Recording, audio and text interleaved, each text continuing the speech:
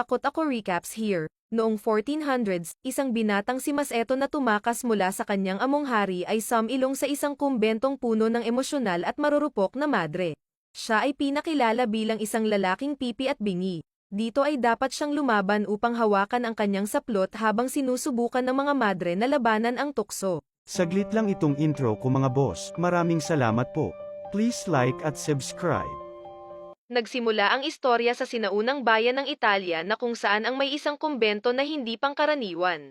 Si Sister Fernanda na naglalakad kasama ang isang kabayo sa bukid pabalik sa kumbento, nakita siya ni Sister Ginevra na nagtatanong ng napakaraming tanong tungkol sa kung saan siya nanggaling. Kilala siya ng sumbongera ng mga pagkakamali ng ibang madre sa pinuno nila na si Sister Maria. Habang nag-uusap sila ng masinsinan, napansin sila ng hardinero ng kumbento at sinubukan silang batiin ito ngunit ay inaway lamang siya at itinaboy.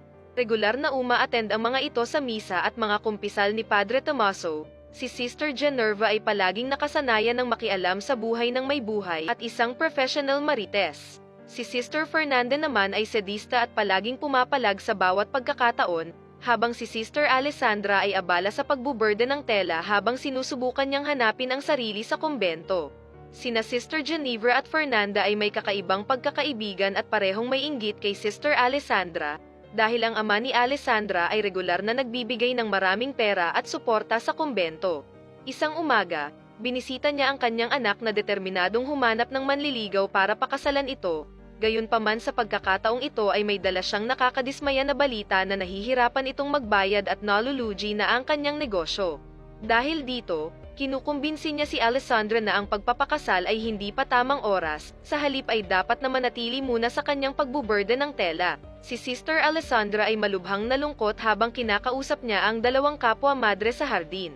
Ilang saglit binati sila ng hardinero. Ninitian sila nito ngunit magkasunod na insulto ang binunganga nila Fernanda at Ginevra. Dahilan dito pinagbuntunan ni Sister Alessandra ang kawawang hardinero sa bad news na dala ng kanyang ama kaya inatake nila ang kawawang lalaki.